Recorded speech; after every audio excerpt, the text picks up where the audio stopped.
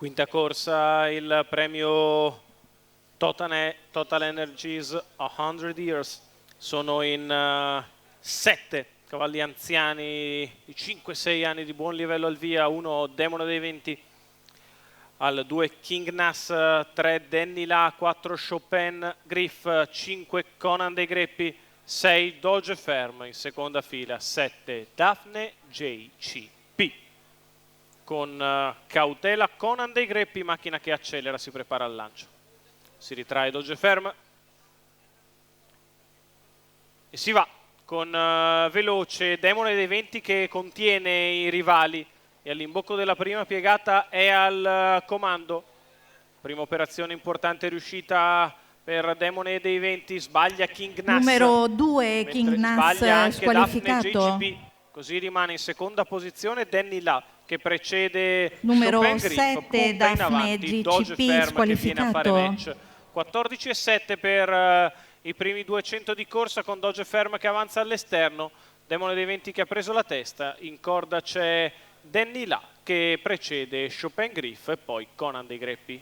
29,3 per i primi 400 metri di corsa con Demone in vantaggio, di fuori rimane Doge Ferm che precede sempre Danny La, Chopin Griff e Conan dei Greppi. 644,2 si viene al passaggio davanti alle tribune con Demone dei Venti leader nei confronti di Doge Ferm che va ad apparigliarlo quando siamo a un giro dalla conclusione. 58 spaccato, frazione in 13,8 veemente davanti alle tribune. Doge Ferm attacca Demone dei Venti che numero si difende al 5 comando. Conan dei Greppi Perdono qualche battuta ambio. ovviamente Danny La e Chopin Griff perché davanti si cammina 1:12,4 il primo chilometro. Doge Ferm sempre all'attacco di Demone dei Venti che ribatte colpo su colpo al rivale. A 500 dalla conclusione continua il match vibrante tra Demone dei Venti e Doge Ferm, un'altra frazione in 13,9, 1:26,3 i tre quarti di miglio con Demone dei Venti che è in vantaggio, ma Doge Ferm è un mastino e non si perde d'animo,